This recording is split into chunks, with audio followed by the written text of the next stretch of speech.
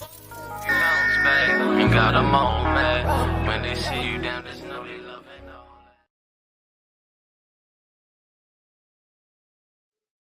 Hey, what's up, everybody? Welcome to the Bounce Back Podcast. I'm your host, B. Luke. I got a special guest with me today. Why don't you introduce yourself? Tell the people your name, where you're from, and a little bit about yourself. Yeah, my name's Keegan. I'm from Las Vegas, man. Born and raised, bro. hmm You So know, tell me, what was Las Vegas like growing up, man? it was different.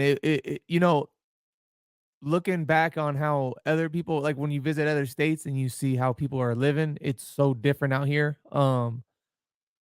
Every gas station you walk into, every hotel, anywhere you go, it's just slot machines and gambling. So you think the whole world just gambles. You know, like it became a normality. You know what I mean?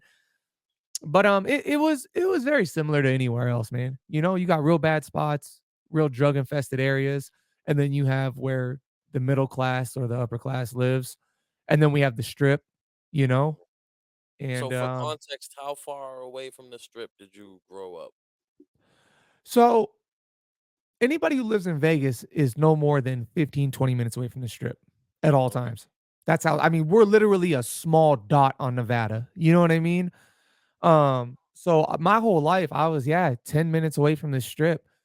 And the worst parts of Vegas, some of the worst parts of in Las Vegas are directly behind the strip, you know, like right off the strip. They always tell tourists, don't go down Koval, don't go behind, you know, here, don't venture too far off the Las Vegas strip. Even downtown starts getting dangerous. Mm. At what age do you start to see that side of Vegas, the dangerous side, of not too far from the strip? Yeah, so my mom was a single mother and she lost control of me at an early age. By the time I was 13, the belt wasn't working no more. And because she was a single mom, she could not stay at home to make sure I was staying at home and being grounded, right? So I started just venturing around the city at like 13 years old. I mean, just me and the homies would jump on a bus and we're 20, 30 minutes away in the middle of wherever, doing whatever. You know what I mean? Mhm. Really jumped off the porch about 13. Yeah. Smoking weed and stuff at this age? Yeah. So yeah, you know, I would say maybe we even jumped off the porch, maybe even around 12, because the first time I ever smoked weed was 11. It was fifth grade going into sixth grade. Yeah, about sixth grade. So 11 or 12. Um, we were in a part of Vegas that wasn't terrific, you know? Um, it wasn't necessarily extremely violent. The violence was there, but it was caused mostly by drugs. Mm. And I had a tendency, like all young men without older brothers or fathers, to want to gravitate towards, you know, just big homies. You right? You know? And there's always that house. When you live in a bad area, there's always the house or the spot where everybody's at, right? And when you're there at 11 and 12 years old, I mean, those types of people don't care. They'll just pass you the blunt and laugh at you. You know what I mean? Like he's 11 hitting the blunt, he's crazy. You know what I mean? Yeah. While they're smoking meth, drinking, you know what I mean, doing whatever. So yeah, I was smoking weed, drinking a little bit, not too crazy on the alcohol, but smoking weed probably by 11, 12. What's the home dynamic like? Only child? You mentioned you didn't have like older brothers or anything. So on my mom's side, which is really all I know, my dad left when I was at a very young age, like super young. I don't even remember. We came out to Vegas to live with my grandfather, and it was me, my younger brother, and I have a younger sister, and then just my mom. So it was always, you know, us four, really. Mhm. You know what I mean? Um, my mom wasn't big on bringing men home. Like I could count on my hand how many times she would like go out and bring a guy home. She never really got married again or did anything crazy. It was always just kind of us alone. And like I said, she worked a lot. So it was really just an empty house and me just kind of like roaming the streets. You know what I mean? At any point, did you feel like maybe you had to step up and be the man of the house, or By the time I started realizing not even real I didn't even know what a man was back then, but Mm. when I should have been becoming the man of the house, my mom couldn't get me in the house. You know what I'm saying? I was falling asleep. I'd disappear for 3, 4 days at a time. I would rarely see my mother. You know what I mean? I was gone so much just running around the city being wild. What was what was school like for you? We'll start in elementary school. What kind of student were you? Were you getting in a lot of trouble? Elementary school was still cool. Elementary school was before my mom stepped out when we lived alone, so we had my grandfather and my uncle all in the house with us. We shared like a real small apartment. Um, Elementary school was good. I was doing all right. N Around 5th grade, I started falling apart. I went through a lot with my stepfather, a couple years before that, or yeah, a couple years before that, and, I just looking back on it, man, I really lost focus. I really lost, all discipline, and just ki at 5th grade, I kinda just gave up on school in a sense. I didn't I had to keep going, but I wasn't doing work. You know what I mean? I was there to clown around, goof around. At any point, is sports part of your life? Yeah, so basketball became big for me. As I got into middle school, basketball became big for me. This is when so after 5th grade, we moved out of my grandfather's apartment or house, whatever. We were all living together. My mom ventures out with her and her 3 kids on her own. I started going to a place called Brindley Middle School, and I was just in love with basketball, man. It's all I wanted to do. I wanted to be an NBA player, you know.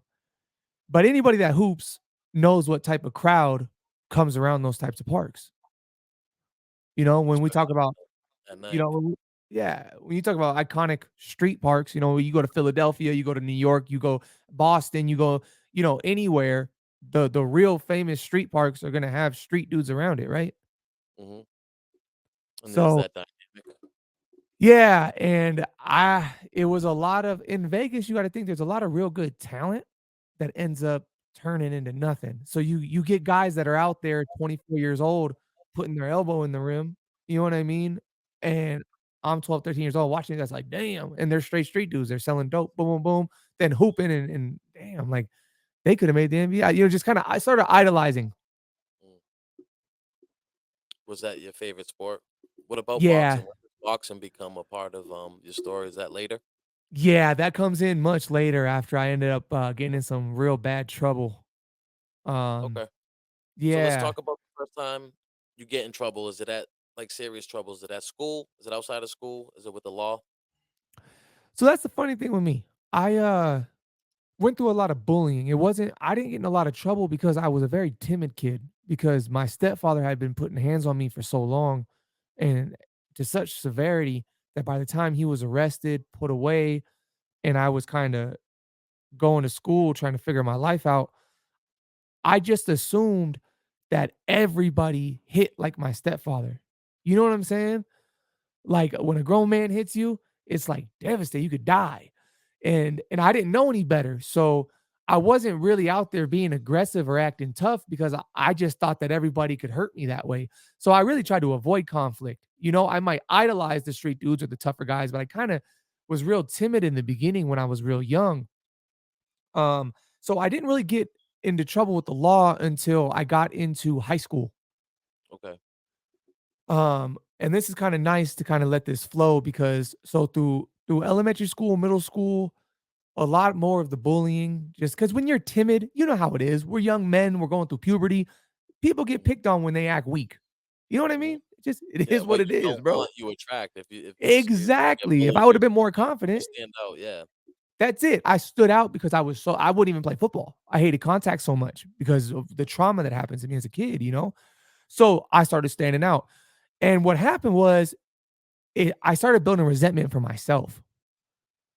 I started hating myself. I felt like I was a coward. I felt like, how do you feel about language on here? Can That we that's fine. Yeah, you can swear, man. I felt like a Yep. bitch, bro.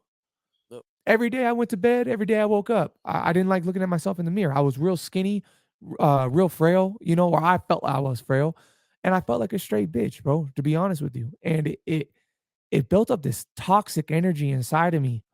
And by the time I got to ninth grade, I was just over it. I was just ready to explode, you know? And if I couldn't do it because I wasn't the most physical, then I was just gonna have to get down. I was gonna start slinging iron, bro. It was Yeah.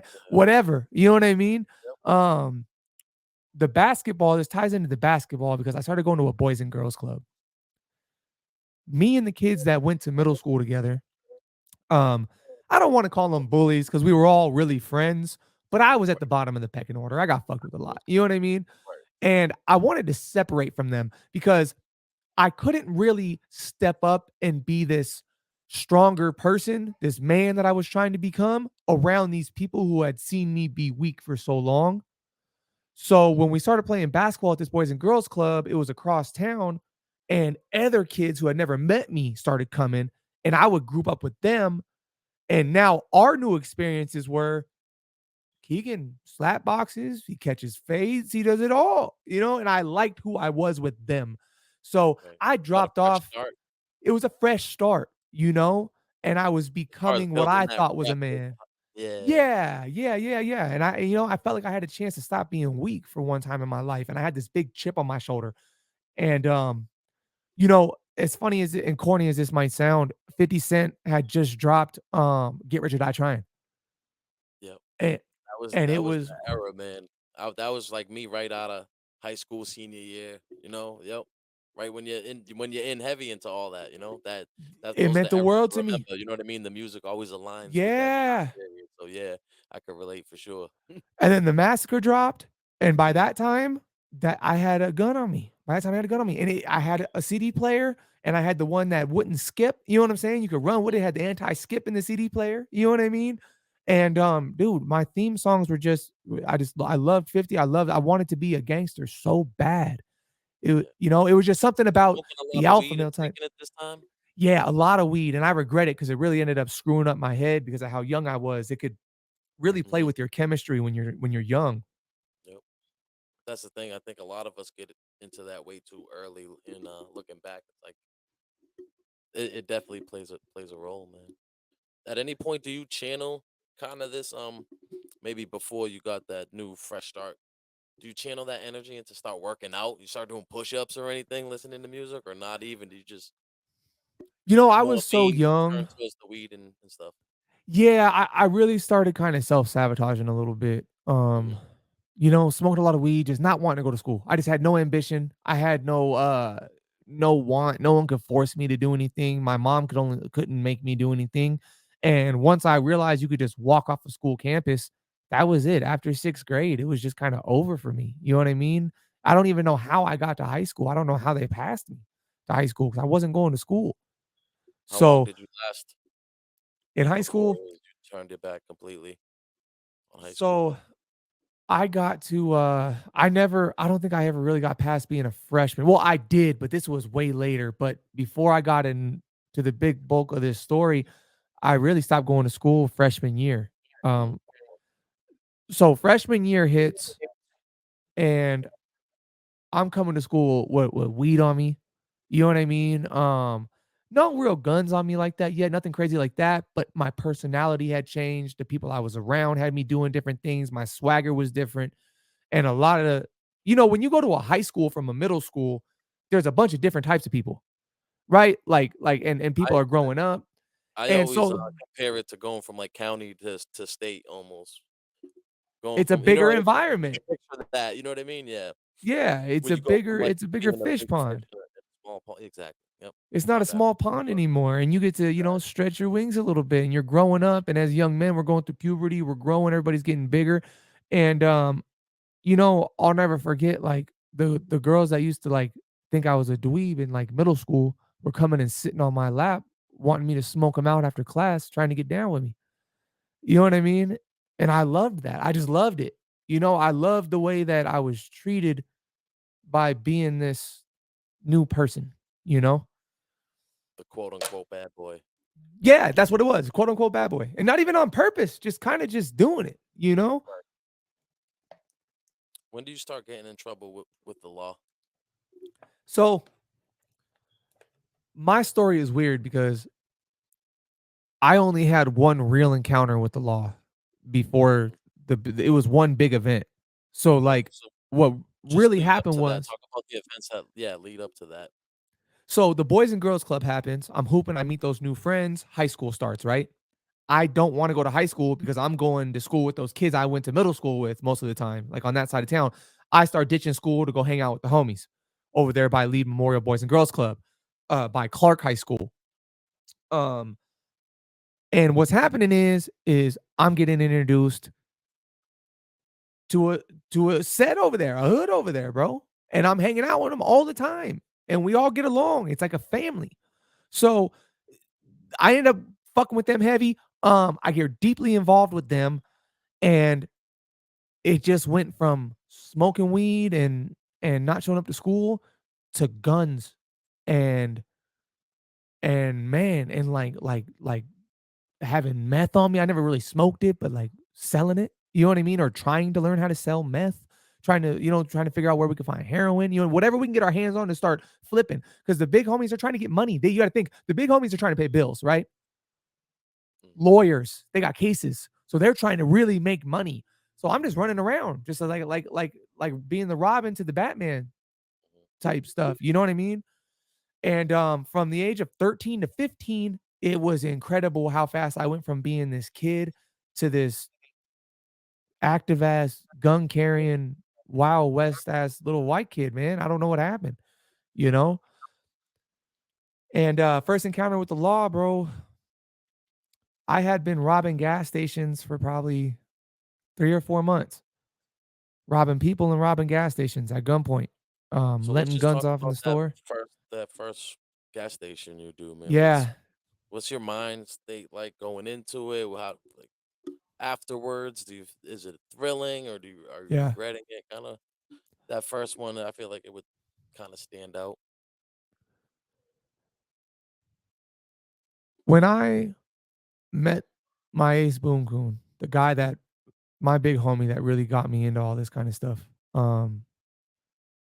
I was fighting whoever they told me to fight. I was robbing who they told me to rob. I was doing whatever they told me to do. So and I'm saying this because it was a complete adrenaline rush. From the moment I went over there until the moment we got pulled over and I ended up facing a lot of time in prison, it was all an adrenaline rush. So when we hit that first gas station, it was like this. We pull up like we're getting gas. He looks over at me and he goes, "We got to start getting money." And he pulls my hoodie straps down. My hoodie goes like this. And he's like, "Come in here with me." And we walk in. I had no idea what was going to happen. He pulls the strap out. They empty the register. We boom out in the car. And it was my car. My mom had spent like $1,200. She got me an IROC with the T tops for 1,200 bucks. We're talking early 2000s, man. So like cars were affordable. Used cars were affordable. You know what I mean? 1980s car, 90, whatever it was. And the thing about that was there were no plates on it. We had a registration for it. I had a driving permit. The big homie had a license. So we could like do whatever we wanted. And we just had to renew the temporary tag. As long as we renewed the temporary tag, we didn't really have to have a license plate. So it was kind of the perfect vehicle to kind of be running around in. Um, but my it was so smooth and so fast and so easy that it was unbelievable. It was like 60 seconds. Walk in, point the gun. They know what time it is. Register, scoop, run. And I think we got like $160. It wasn't really about the money to me. I'm not paying bills. My mom works. She's making an okay income. We're nowhere near wealthy, bro. Like, you know what I'm saying? We're inner city Vegas. You know what I'm saying? We're right above the slums. We're right next to the slums. The projects are 10 minutes away from us. We're inner city. It's just as simple as that. And but that being said, I had a home to go to. So I didn't really need to be out there robbing. It was just more about wanting not to let the big homies down and wanting to be by his side. And just he was the first person that ever stood by me, bro, that really like put a battery in my back. And I felt like he pulled the animal in me out. And I liked who I was because I was turning nothing down in front of him. He gave me a new mentality. And yeah, that first robbery was wild, but it went by so fast that it was kind of just crazy. You know what I mean? The next one, was it a little more planned or same thing, spontaneous, kind of spur of the Spontaneous. moment? Well, now I know what we're doing, right? So Hmm. it had to have been like the next day or the day after we did it again. Um, Turned it into people. We would cruise around looking for people, and it was never women, it was never children, always men. And I'm not saying that makes it great. I don't think any of this shit is cool at all. It's all stupid. But it was always men. And man, the dude was so powerful that I was with. We would just sometimes we didn't even need a gun. We would just jump out the whip and he would just boom and just lay people out. I mean, I think like 2 or 3 days after that, we had been looking for people to rob, and he had knocked this big Mexican guy out. And we were he I told him you can't leave him in the middle of the street. He's gonna get hit by a car because he was out cold. You know what I'm saying? And I had a heart a little bit. I'm like, what if he gets ran over? It's pitch black.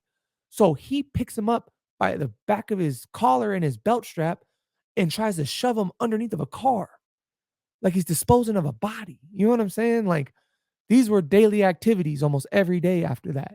You know, I was just running around with a complete psychopath. Um, and it went from every other day to for like a few months, man, we just made laps around Vegas and just hit store after store after store after store after store. What are you spending your money on? You say you're not paying bills at this point. Stupid stuff. You got to think it wasn't a lot of money. Like we'd hit a gas station and get $78 sometimes. Hmm. Right. So we'd hit 6 or 7 in a night and end up with like $200 a piece. $300 a piece, maybe. You know what I mean? And then our real idea was to sell dope. We were really going to try to stack it, grab something, Hmm. chop that down. He was going to teach me how to cook, and we were going to get right. You know what I mean? Right. We So didn't get that startup far. money. Yeah, it was really just startup money. But to Hmm. me, I was 15 at this time, I wasn't even 16 yet. To me, I got all these ones and fives Hmm. because it's a cash register. It's not big bills in there. Um, to the when I do show up at school, shit, everybody hears rumors. Keegan's Hmm. been running around. You hear Keegan's over there with them, and I heard he's robbing stores, and he's da da da. And all of a sudden I got this a little bit of hype around my name, and I got big wads of cash, which to children looks like a lot of money. To me and you right now, we would look like idiots walking around with $300 in fives, right? Like, We but even it had felt some. like a lot. Yeah, and I was just buying weed with it. I was buying the Yeah. hood liquor, right? Yeah. I was buying guns with it. That's really what I was doing. Yeah. Anytime somebody came through with a piece, serial number scratched off or not, how much? Boom, $100, $200. How relevant are guns out there? What's the politics on guns out there? I know it's in Massachusetts. It's pretty hard. It's not like Texas. Put it like that. We are a lot more closer to Texas than any of the East Coast people are. Like, okay, well, actually, though, at this time, in order to have a handgun, even if you open carry, at this time, you had to go register that firearm. So actually, I'm wrong about that. Now it's more like Texas. You don't got to have a permit. But back then, I'm lying. You had to have, if you got caught with a gun, even if you open carried it, you had to have a permit for it. So I'm tripping. So when we were running around with that stuff, it was concealed. It wasn't a permit. It was illegal possession of a firearm. So it was decently strict. It was a felony if you got caught with a gun. And see, Nevada was an open carry state, but Clark County itself had its own regulation because of the big city about registering your firearm right away. So it was kind of like you guys a little bit more. You guys have to register your weapon, right? Yes. Yeah. That's Absolutely. how it was for us at the time. It's not like that anymore. They changed it once I became an adult. Okay. Okay. So eventually that comes to a head, A right? I hard mean, you're end. not robbing gas stations forever. What Nah, happens? it only lasts a couple months. We had been getting away with it so much. It seemed so easy that we got so sloppy. We would hit 5 or 6 gas stations in a night and then go get food a mile away in the same car and go home, and I would get drunk, fall asleep over there at Woodbridge, or just go back to to my mama's house sometimes. And like I had never been arrested. Mm. And the homie's telling me, listen, if we do get popped, you're a kid. Just keep your mouth shut. You never been in trouble. You're not gonna be facing nothing anyway. And I didn't know how serious, as stupid as this sounds, I didn't realize how serious it was what we were doing because nobody was getting shot. Gotcha. if that makes sense. No one was bleeding, no one was dying. People were scared, but in my head, I always knew there was a line I wasn't crossing. You know what Do I you come mean? from a family where you had I know you said your father wasn't around, but like uncles or whatever, maybe cousins that are getting locked up? Is that a thing in your family that you're used to or My no? family my family was so small. I had a grandfather, a uncle, and a mother. That's it, my entire life. And then my little siblings, you know? Okay. And my uncle was bedridden. He was paralyzed from the neck down, and my grandfather was just, he was just an old grandpa. So none, not at all. I had nothing really to Yeah. yeah, to kind of model myself after, you know what I mean?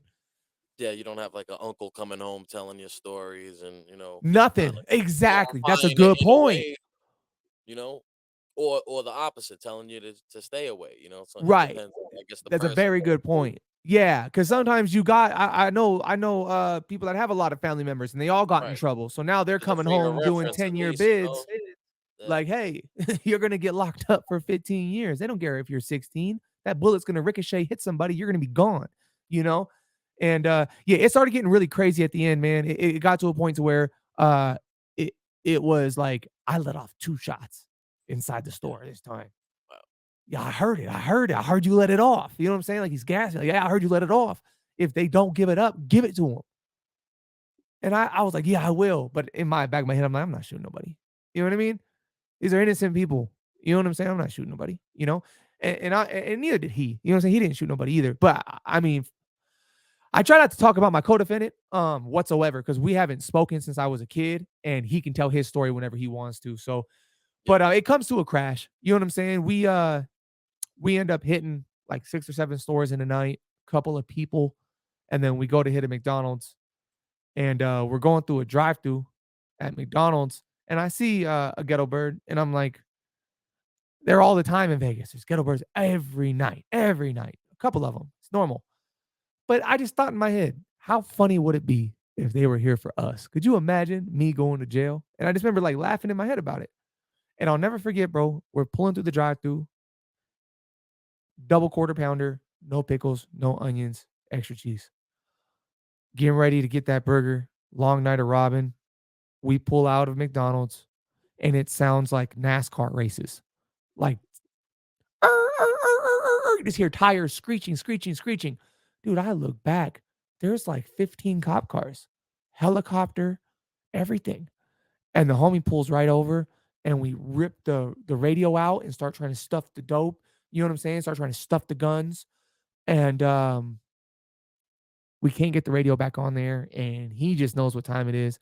And I look at him and I'm like, yo, I love you. That's the last thing I told him. I looked at him and I said, I love you. I'm not saying a fucking word. I love you. Also, you know what I'm saying? I'll see you on the outside. And he's looking at me. He's an adult, so he knows what's about to happen. I don't.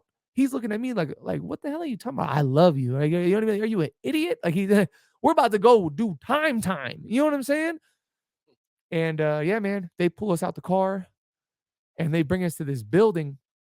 And I had always seen this building. And I always wondered what the hell it was. It was just this big blank building in Vegas, across right next to the swap meet. And I was like, what the fuck is that building? My whole life, I'm born and raised and never knew what that building was. It was a place where all types of police can bring you to question you. And it was like a Fed building in a sense. You know what I mean?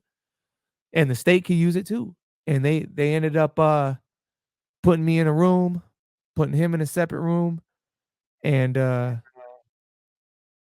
they showed me all these photos. It was a lot of photos like this. I don't know if you can see this one here, but that's me being dumb and lifting my mask up at 16 years old. And they just started showing me evidence like this, which now I got unsealed from my judge. And that's me with the homie's do-rag on. You know what I mean? And he's like, we got you. He's like, I got you on so many armed robberies. I've never seen that many armed robberies, let alone out of a child. He's like, you're done. It's over. And Why yeah, is man. what's up with removing the mask? Doesn't that defeat the purpose of having it? Is this late? Like, are you We're out so maybe? late into it and we have been getting away with it for so long. I think what was happening was you got to think that might have been there were nights where we would be robbing for like 4 hours straight. So the mask gets uncomfortable, things start getting tight on your skin. And because we had never gotten caught, I don't know if it was a mask, it might have just been a do-rag. and I might have just so happened to like been itchy. Cause you know what I'm saying? You run into a store, run out, run into the store, run out. It's almost like you're fixing your work gloves or something. You're putting in so much damn work, you're adjusting it. You adjust it at the wrong time as you're walking into the store because you've never been caught. You think you're invincible. You've done this So a it's hundred more like times. it's more a moment where you push it Yes. down as opposed to pulling it down and saying "f this." Like I don't get it. Yeah, it was just the moment. Lacking. Just lacking. I'm in there by myself, a kid who has never been arrested before, but has been getting away with armed robberies for months. You know what I'm saying? Just being stupid. Yeah. So what's the first night like? Are you just still in the police Oh station, man, or bro. are I'll you never in forget custody? that. When do you see other inmates? I'm sure they separate you from your co-defendant, him being an adult, you being a juvenile. Just walk me through that process. Yeah. Yeah, they the last time I saw him, both cop cars caught up to each other and he's looking out his window telling me, like, don't say nothing, like, don't talk, don't talk. And I was like, I got you, I got you, I got you. And then they put us in different rooms. And long story short, in my room, they offered me this. They said, okay, you're 16 years old. He's 19, 20, whatever the hell he was. He's endangering a child by bringing you along. You have no criminal record. He pushed you into this, right? Like he made you do this. You didn't want to do this stuff. If you give us that, you can't go home tonight. But when you see the judge, we'll put an ankle monitor on you and you can go home. We won't certify you as an adult and you're going to testify against him and the adult will get the appropriate stuff that he gets. So basically just fold on your homie and you get to go home on an ankle monitor in 3 days. Pretty much, they were And, trying to make you out to be a victim in the case. Seems and like. yeah, yeah. And to be fair and to be honest, me and him were not that many years apart for me to just be a little baby victim. I wanted to do the stuff that I mean, I didn't know the Just the consequences and I age didn't want to. technicality. It's just the age technicality, and they wanted an easy slam dunk on a guy that was already a convicted felon, right? That's so much easier to slam him real quick. Mhm. And I started crying, bro. I broke down. I cried. I said, I can't. He goes, well, why? Why? You think they care about you? You think they care about you? And I said, I want my mom. And that was it. In I don't know about other states, but in Nevada, in Las Vegas, as soon as you ask for a parent or guardian and you're not 18, it's the same as asking for a lawyer. They could no longer talk to me. And that was So it. what do? They take. Do They you get out? You don't get out. They just No, send hell you no. So they back leave me to in them. that room for like 6 or 7 hours, and they were trying to soften me up. I know it. And another cop walked in, and they tried again. And I told him, I said, I'm not talking to you. I'm not talking to you. And they realized I was serious. They realized I wasn't going to tell them anything. And so they uncuffed me from the bar thing that's attached to the table. They put the cuffs in front this time because they knew I wasn't gonna run. I was a little kid, and they threw me in a black SUV or whatever one of the undercover police trucks. You know what I'm saying? That the undercovers drive in, and they drove me to the juvenile system. And while we're coming in the gates, he calls my mom. Now you have to understand, my mom hasn't seen me in days. She thinks I'm dead or God knows what, right? Like she's been praying to figure out where I am. So he calls my mom's cell phone and he goes, Mel, so and so, we have your son here. He's been arrested but he just starts going off on the list. Because you got to think armed robbery with use of a deadly weapon, endangering human life, discharging a firearm within a certain amount of feet of other people. When we were robbing these stores, we would make people move, and if you make somebody move, that could be kidnapping. So there was possible kidnapping I was going to get hit with. That's almost a life sentence on its own most of the time if you kidnap somebody with a weapon.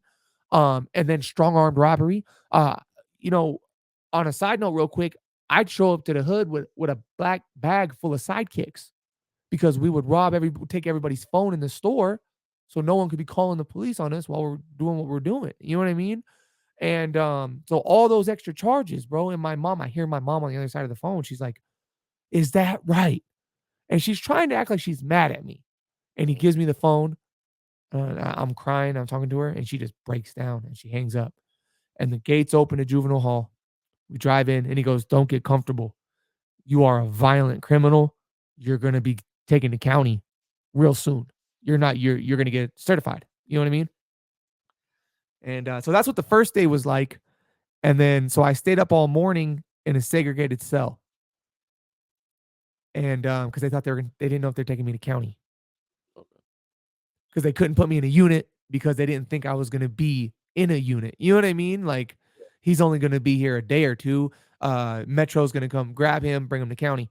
So I sat in this weird isolation unit, and that was my first day in jail, and that was devastating. So when do you start encountering other, what is it, juveniles? So this is what Um, happens. I end up in E1, which is maximum security for Vegas. And this is so they decide they're not going to automatic cert me. I'm going to have a certification case, which means I need to get signed a unit. They put me in maximum security, E1. E2 is medium, and then E4 is for little kids. So anyway, I'm in E1 and I'm around the realest of the realest in Vegas. If you're in E1, a lot of the time it's kids just like me that are going to end up going to county.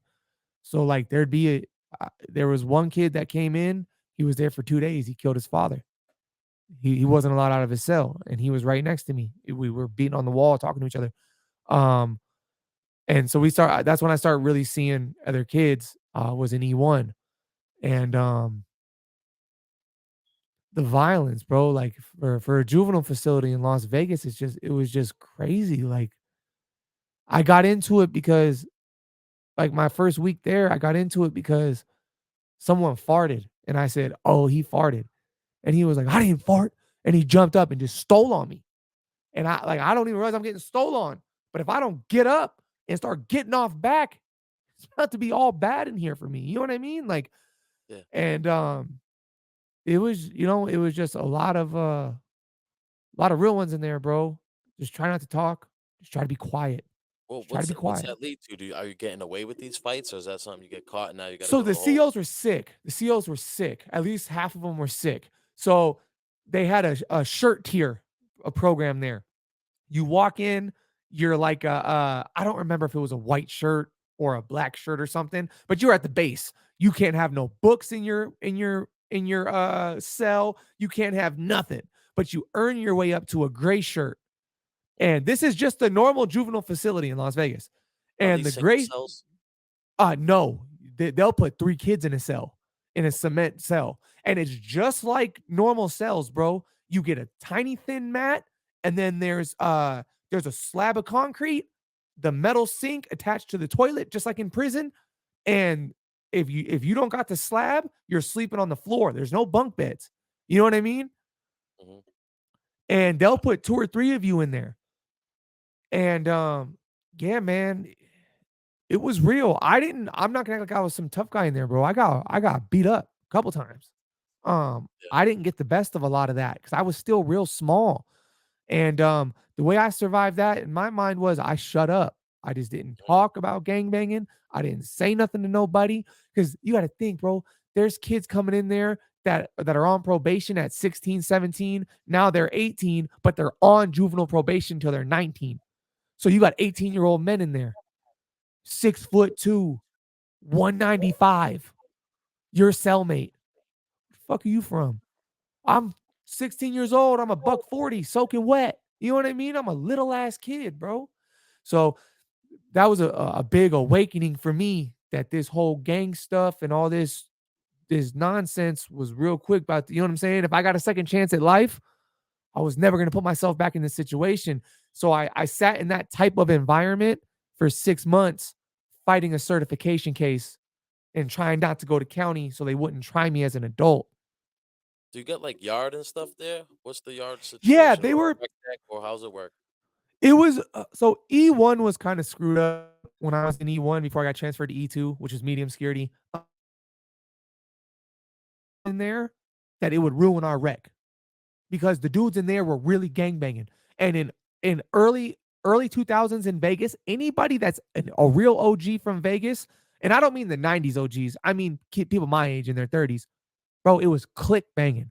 It was this hood and this hood and this hood are now clicked up and they got this click and they're warring with this click and house parties were getting shot up and um what was it? Home invasions were huge. They were passing laws about automatic certifications for home invasions because everybody was getting their doors kicked in around town. And Did you so fall into any of those cliques, or you no, just I stayed away from it? Okay. I never got into home invasions. I just because it just wasn't something we did. But a lot of people I know did. You know what I mean? And they were certifying them before they were certifying me with the stores. Mm, Because um kids were getting killed walking into people's houses by gun carrying, the law abiding citizens. They're getting their heads blown off and people are dying. So those turned into automatic certifications as I was in there. Um, so shit would just be going up left and right. So it's like, damn, man, I just want to chaos. play some ping pong. You know what I'm saying? When do you realize like how serious your charges are, and then what's that like the time you're facing? It's When does it hit crazy. like, wow? I'm trying not to get emotional, bro, because this shit just hit me. I could smell what the inside of that room smelled like when I realized what happened. It was the day after I got there.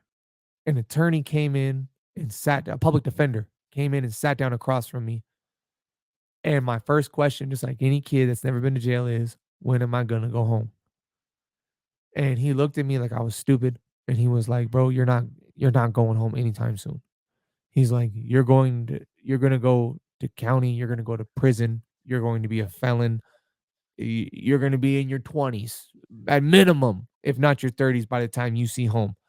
And I thought maybe he's trying to scare me. You know what I mean?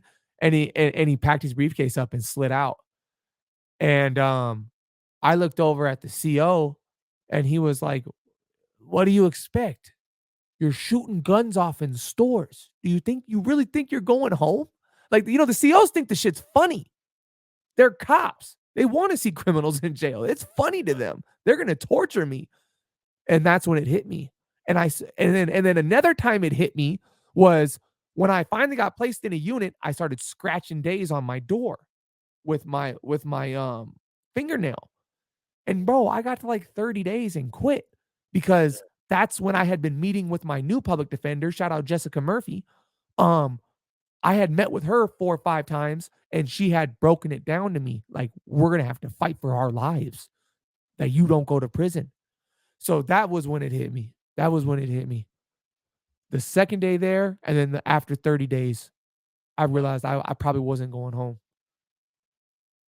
What are the kind of the self talks you're having with yourself at this point to get through this? Because you got to navigate the inside, like you said, and not get caught up fighting and everything or having to fight, and then you got to navigate going to court and fighting for your freedom. I don't know how I got through it. I CO Brockamani, that punk motherfucker, bro, used to wake me up 5 a.m., make me get a toothbrush, and make me scrub the tile. There was a triangle. The unit went like a triangle. All the cells went this way, and there was a triangle, and they met. And in the middle there was carpet, and on the edges there was tile. And then you could walk into the unit right here, and then there was a classroom over here. He would make me come out of my cell and scrub the whole tile of triangle with a toothbrush. Um, and I know you asked me how I what my self talks were. He would play this old school music, these oldies. And when I hear these oldies, bro, it's like having PTSD. I didn't have any self-talks. The only self-talk I had was, it's over. My life's over. How can I kill myself? And excuse me, you might have to edit that out. How can I delete? How can I delete? How do I delete? Right? Like what's the easiest way to delete? Like really trying to figure it out, talking to other kids and talking about deleting because everybody like it got so bad that the COs were bringing me extra food to try to thicken me up because some of them felt bad. Mm, Because in Nevada, you hit the yard at 16. You know what I'm saying? Like you have to make a decision when you're on your 16th birthday. If you're say you murder somebody at 12, they certify you as an adult. On your 16th birthday, general pop. okay. So I'm already 16. I'm hitting general pop, 140 pounds, 5'9", a little kid. They're trying to feed me, So I don't know how I got through that, bro. I guess sometimes you just wake up and just live in hell for a while. Yeah. What's like the politics there? What's the racial politics? I mean, Nothing at all. There was okay. no type of racial politics whatsoever. The only issues were at that time was, are you from this clique, or this clique? And the people I was fucking with, we weren't from any of those cliques. Like we weren't even clicked up at all. We were something totally different, and we didn't get involved in it because it was a war. It was a Right. war. The When do you squad start in the getting wood. involved with education? So they would try to make us go to school in juvenile, Mhm. right? But everybody was such different education ranges in the unit. It was real basic, so it didn't count towards credits. Once basically what happens is I'll just get to the long story short about me fighting that certification. Um, Judge William Voy, this made the news, did not certify me. We walk in, we fought that shit for 6 months, and he decided, he said, "Listen, we never this kid's never been arrested. Nobody was hurt, thank God. If we don't give him a chance to rehabilitate, what is the purpose of even having a juvenile facility, of having youth programs, of having any of this? No one's dead, no one's hurt, he's never been arrested. I'm giving him a chance." And the DA appeals it. So I think I beat it, right? I'm happy. I'm crying, bro. Like so happy. We beat the odds, man.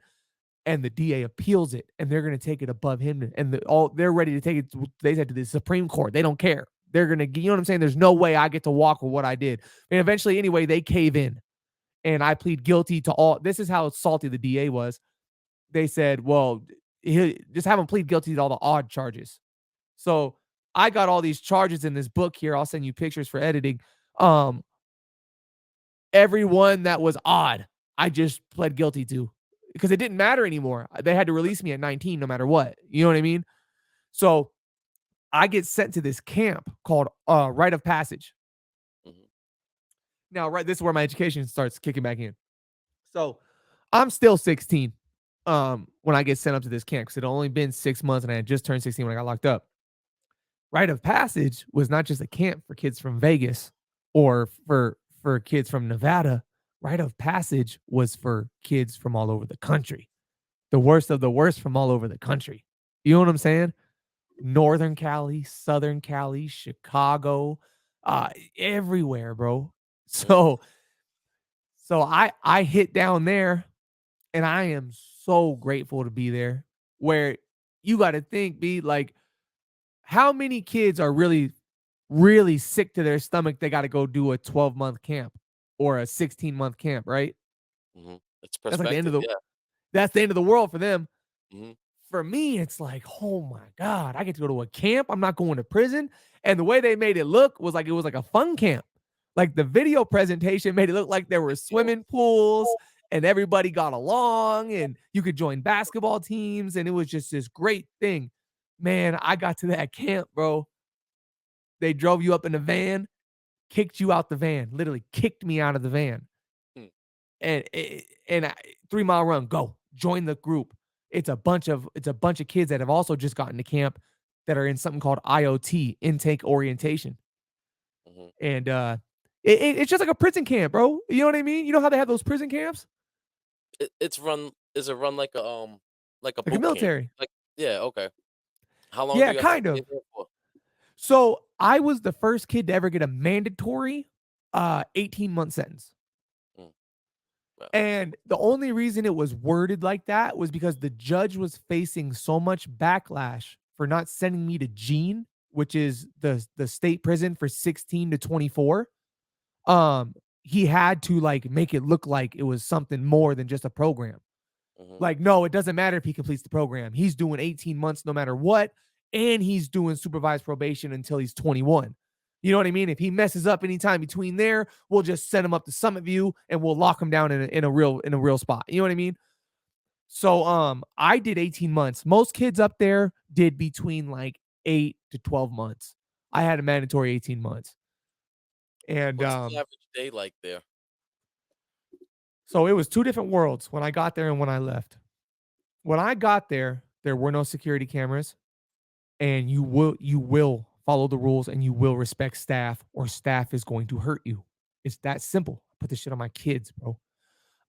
My first day there scared the shit out of me. Um, um, uh, First off, you get in the unit, they shave your hair. You're bald. Boom. Take all your stuff. make you put on your little stupid ass uniform. You get two pairs of shirts, or two shirts, two pairs of shorts, underwear, pair of socks. Drop you right off to the running and stuff. You get right in with acclimated with the unit. First day we start running, all these kids are new, so they haven't been rehabbed at all. Kid from a kid from Pomona. Where the fuck are you from? You know what I'm saying? That's all I heard. Everybody wants to know who am I? Where am I from? And not just what city. Like, are you a gang member? Like, because it didn't get racially segregated there, but the gangs were structured like a mug there. The GDs, the Midwest, they had their car. You know what I'm saying? The Crips had a car. The Bloods had a car. So a normal day there, it was my first time ever seeing politics, to be honest with you. And it wasn't prison level politics, but it was politics. Northerners, Sureños. An average day there was 3-4 fights a day. There wasn't very many stabbings because if you got caught with a weapon, you got shipped right out. That was the one thing they would not deal with. If you had a prison-made weapon or something like that, you're done. You're gone. But my first day there, I'm trying to sleep. And I'm just thankful to be in a mattress. You get like these little mattresses to sleep on bunk beds. And I'm in my bunk, enjoying my bed for the first time in months. And all I hear is a boom, boom, boom, boom, boom, boom, boom, boom, boom, boom. I mean, it sounds thunderous. Bro, I look out my door. There's 3 or 4 staff members. They got a kid hemmed up. And what they do is they sit you on your butt with your legs in front of you. One staff member spreads your legs apart. The other grabs your arms like this, puts you in a full Nelson, and shoves your head into the carpet and rubs your head side to side until you get a head. They call it giving them a headband. And they'll blow your tendons out. They'll blow your, you know what I'm saying? Like if you're not everybody can stretch like that, bro. Yeah. Shoulders get dislocated. What's the workout regimen they got you guys doing there? You said it's like a military Yeah. kind. So on your door at 5 a.m., 6 a.m., breakfast, and then like I think we had like 30 minutes to like kind of like get in line. So eating, getting in line, kind of let our food digest, straight to a 3-mile. Right? By 7 a.m., we're marching. Boom, boom, boom, boom, boom. Straight from marching, we go to school. You sit in the classroom, another workout. You go from the workout, you go to lunch. You get your quick lunch, right back to school, another workout, back to the dorms to shower, get the fuck in bed. You talk, you get fucked up. So that's really what that was. And that, because that part of the program, they had to break you. You know what I mean?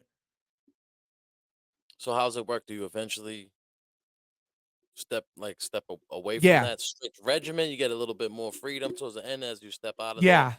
Yeah. It stops being 3 days. Yeah. So basically, some kids never get out of IOT, right? They're too wild. Like I had no idea what Northerners and Southerners were until I went there, and so basically it's like a long dorm style. So like if you could pretend like this wall here is a long set of doors, each door is a room. You got to sit in your shower chair with your hands on your knees like this and look forward at all times. If you're not, whenever you're out of your bunk, they'd be walking new students in, and it would be a Southerner who would see a Northerner with a tattoo on his eye or something, kick right off. Boom, boom, boom, boom, boom.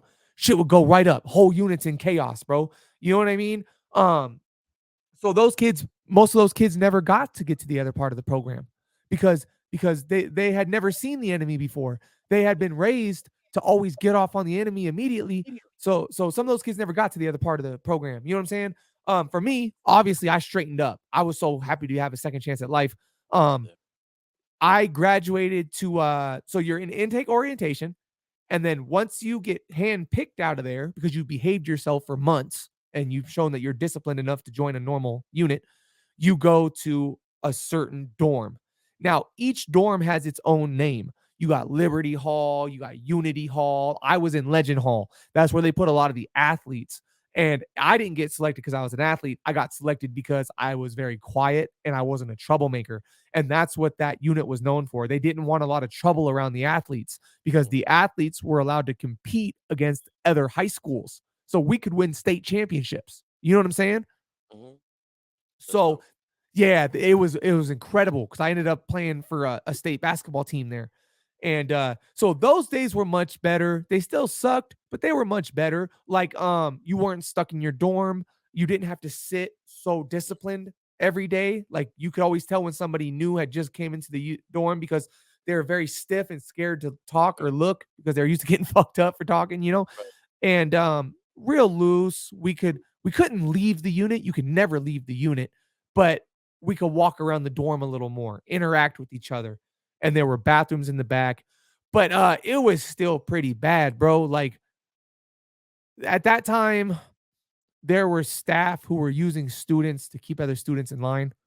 Mhm. They would send because we had boxing there. They had a boxing academy there too at this Oh, time. that's fire. Dope. Crazy. You Is know what that I'm when you first saying? started getting into boxing? That's the first time I ever tried to box in my life. And it was because now it's not just Vegas people, it's like the baddest of the bad. Now it no matter how tough I think I am, where are you physically? There are no guns, there are no knives, there are no homies with you. I'm at the bottom of the pecking order. I got to start learning how to use my hands. I got to, you know what I'm saying? Like you start Yeah. working, there's a weight room, there's the boxing. You can become a man here. You know what I mean? You start building confidence, you get your, what do Yeah. you get a high school equivalency, a Yep. GED? Yeah. So I ended up catching up and learning algebra. I got a 4.0. I was captain of the academic team there because you got to think you want to join things so you can leave campus, right? Mhm. You want to go leave campus because if you get to go to another high school, you get to see bitches. Girls might write you. You know what I mean? You Yeah. meet a girl while you're out at the while you're at the academic thing tournament. There's women right next to you. I ain't seen a woman in man. You know what I'm saying? So I become the captain of the academic team. I got a 4.0. I'm the best student on campus, bro. Mhm. Like it's crazy. I'm the most Obviously, well you well, behaved. I'm sure you're getting in shape, you get confidence, physically, mentally, everything's building. Yeah, because of the age, you're starting to become, and now you're eating right. You can't smoke. You Yep. know, And I would, like I said in the beginning, I was just so thankful to have this opportunity instead of having to go spend the rest of my life in jail, or in prison or having to see what a prison looked like. That I just really, took advantage of that camp the best I could, bro. And I When do you graduated start from that camp. I was gonna say, when do you start developing your plan for release, and what is that plan, or do you not have a plan at all? So they had welding programs there and they had some pretty good programs because a lot of these kids, once again, I don't mean to reiterate myself too much, but these kids are from all over the country. So you got to think like inner city Baltimore. These kids are getting ready, no matter how good they're doing in this camp, they're getting ready to go back to Baltimore, right? Like they're getting ready to go back to LA. They're getting ready to go back wherever. So maybe if we give them the tools, we teach them how to weld, we teach them how to I took graphic design. I loved graphic design. I learned how to use Photoshop. I started learning how to build websites. Um so they would give them a lot of those types of tools. Um, and my bad. What was your question? One more time, Luke. What was your plan? Okay, so like, My what did plan you personally. take any of those skills? Did you start developing that for maybe a Yeah, job where you were getting help? so I became a block R, which is the highest status you can achieve because I had so much time there. I had like completed my program twice, Right. because I had a mandatory time. Mhm. So I I wasn't really into welding. They were like, you know what? How about we send you to they had another part of the program that was off campus and they had homes in Minden, Nevada called the Q House.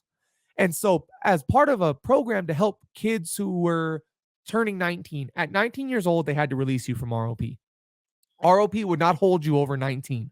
They're not going to have 22-year-old men on campus. Um so there were kids who were going to go home to nothing. That was where I was going with this. My bad. Mhm. So kids that were going home, no parents, no nothing, and they're 19 years old. They can't be in the system anymore. So they would have something called the Q house.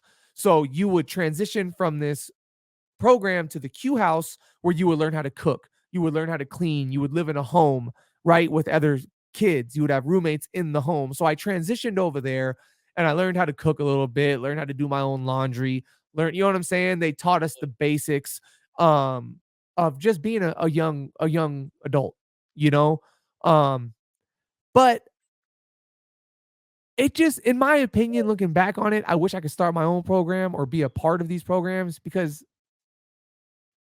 there wasn't really any plans for any of these kids. Like there weren't. I didn't have a No plan. I mean, reentry plans or anything like that? nothing, Okay, so nothing. what ends up happening? You get out, The what do you judge doesn't want me to go back to Vegas. okay.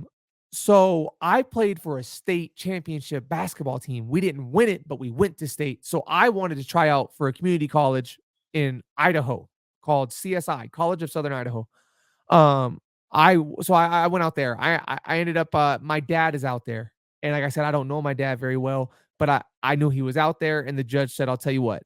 How about instead of going back to Vegas, I release you over here. You can and actually I had 1 year of high school left at 18 years old when I got out. I had a year of eligibility and I had a year of high school. So I ended up going to Idaho, playing some basketball. I ended up dropping out, making some bad decisions, high school wise, education wise. I had actually I found out after a basketball season over there, I had gotten my GED in the program Mhm. and I passed it and they didn't know. They something was miscoded and they told me I failed, but I actually passed.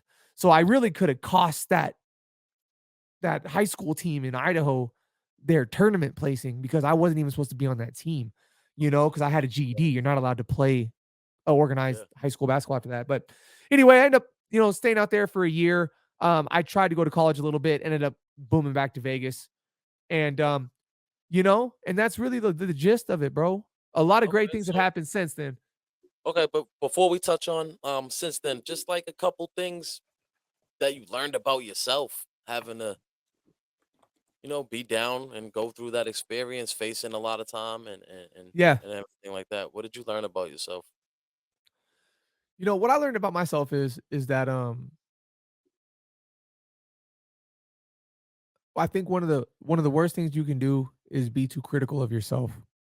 When you go through things and you feel weak or you feel down or you feel less than, it can really cause you to do things that are out of the ordinary. Like you have to mature, and I had to mature and view things from the lens of not everybody's always thinking about you, man. You know what I Mm, mean? Like, just yeah, because you think everybody's watching you or worried about you or thinks you're weak or you're this or you have something to prove to everybody, nobody's thinking about you. Everybody's weak in their own right. There's always somebody bigger and badder and better or this or that. And it's like if you could hone in on loving yourself and not being so focused on what other people are thinking. It really gave me, just to love myself, man. And also this too, you know, uh, man, there was something I was gonna say. well, just to add on to that, man, it's Yeah, like most people are just so self-absorbed anyway. You know what I mean? That they don't have time to really look at you as critically as you may think, right? And that, for, that's my point. all these insecurities. Everybody's a little bit more self-obsessed. Just how you're stressing so much what people think about you. People are internalizing and thinking about About themselves, themselves, bro. and whatever mask they're trying to put on, or facade, or everything that And they don't have another thing too time to be contribute to that. yeah, it is true. And like another thing too is like if I could go back and tell my 16-year-old self or 14, 15-year-old self, I would say, hey, listen, everybody gets to grow up and be the same equal. Like one day you're gonna be 23 and you're not gonna be 140 pounds anymore. You don't Mhm. gotta prove to the world that you're this big, strong Right. man. Like all this stuff is gonna pass. This too will pass. And I would have put myself on more of a little more discipline, a little more structure. If you wanna be more confident, work. Mhm. Work hard. Whatever Absolutely. you're insecure about, fix it. You Confidence know? comes from doing the work, you know what I mean? And that's why if you just do the work, and you can't be confident. It's arrogance is where you're confident without doing the work. That's how I look at it. You know what I mean? The That's difference a between good that's arrogance and wow. confidence, That's you know what I great, bro. mean? I like that because people will confuse arrogance with just Confidence. confidence because you've I done mean, if something a you million yeah, times. put in the work and you've done it, then that's confidence. You know what I mean? Arrogance is Yeah, the false sense of you have no reason to be correct. confident. You didn't You're do overly the work. confident. Yeah, That's yeah, different. absolutely. Yeah, man. Absolutely. So just walk me through the events that lead up to like where you're at now from, the Idaho situation not really going Yeah. as planned to where you're at now and what you're doing. I know there was a an interview in there too, right? No jumper. Yeah, Was it yeah, we had the no jumper thing, and that yeah, I kinda want to address that too. You know, I ended up my whole life I had been a writer. I always wanted to rap, you know what I mean? And real good putting lyrics together. Lyric game was crazy. Not great at making songs, right? Um, so the whole time I was down, I was writing, writing, writing, writing, writing, writing. And I kind of started pursuing audio engineering for a while. I became an audio engineer. I ended up engineering for one of the largest studios here in Las Vegas. I had a great experience with that. Um, Actually followed up on the boxing in my 20s and had like 10 fights, bro. I had a great amateur record. Um, got into coaching, you know, and I ended up actually just becoming a straight hustler, man. I as you can tell, I talk. I yeah. can talk Mm, pretty easy. I just love to just flow out the mouth. So a salesman is what I ended up turning into, and I started my own lighting company. I buy LED lights in bulk or direct from the manufacturer, and I mm. sell them to the hotels out here in Vegas. I got a website. I sell them across the country. Um, What's the website, man? Plug it. it's called lightofmine.com, and the light is spelled Lite.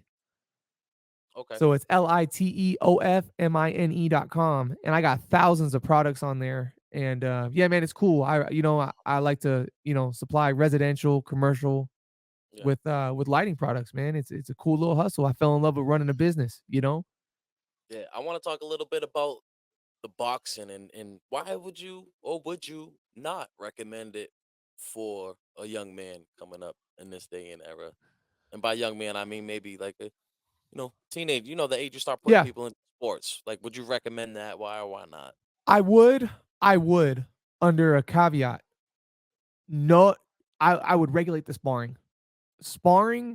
I've seen people get their careers ended in sparring. Mm, I have like shattered, broken my ribs. I've been bedridden because I was in there with people I wasn't supposed to be in there with.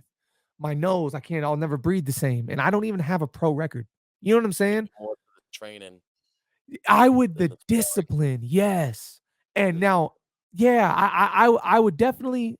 I think it should be a prerequisite for everybody Mm, to have to discipline yourself in some sort of martial art, whether it's Brazilian jiu-jitsu, because I played with that for a while, whether it's Muay Thai, whether it's boxing. But what I like about boxing is you get in there and you can have all the confidence in the world. And once a couple 3-minute rounds go by and that other person feels fresh and you don't, mm, you either have to quit in front of everybody and bitch up or you learn to survive. right.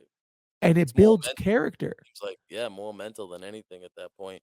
Under the fire. Like, you know what I'm saying? Like, that was kind of how I got away from the street life and having to feel like I had to prove my Yeah. because to this day I have a chip on my shoulder for Mm, myself. I don't care what nobody thinks because I know what I'm capable of. But for some reason I still wake up and even at 33, I feel like, I don't know, would you really care? Are you really like that? Let's go to the gym and find out. Let's get in mm, shape and have another fight.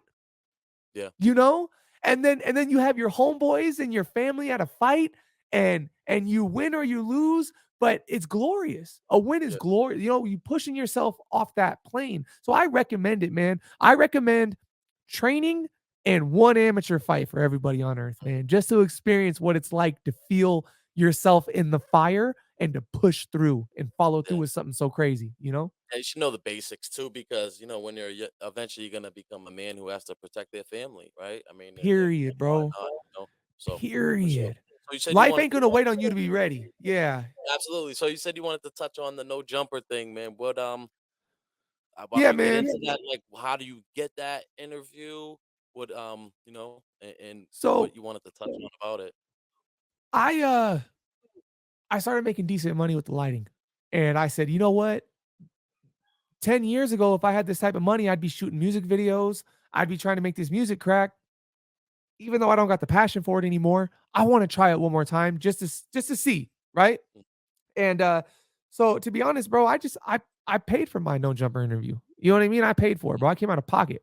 Um, you can still see me good on there.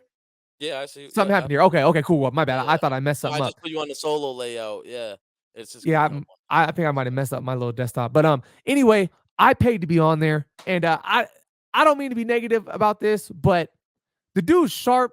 I had kind of I've been watching No Jumper a lot at the time, and I saw Sharp tripping out on a lot of women and a lot of kids, and it kind of frustrated me. You know what I mean? So I kind of called him out on it, and through social media, and he responded back. And I asked him for a fade, bro. Like I was that frustrated with him, you know, Oh, and I asked him for a fade because he kind of started talking crazy to me, you know. And I was like, well, you know, look, catch the fade, boom, boom, boom. And he said something so funny. I'm like, man, all I'm asking you for is a friendly fade. And he's like, ain't nothing friendly about a fade. And I was like, fair enough. You're right. Like he made me laugh, bro. So I was like, all right, fair enough. You know what I'm saying? Whatever. And he well, kind of that's how just you spoke. tell someone, like that doesn't do combat. It's a sport too. What do you mean? That's it. It just Fades. made I me mean, so boxing mad. fight to me, that's a sport too, man. There's people Yeah. fight each And other every day, and all the it's time, nothing you know? personal. And I don't come at people like that because there are tons of people on this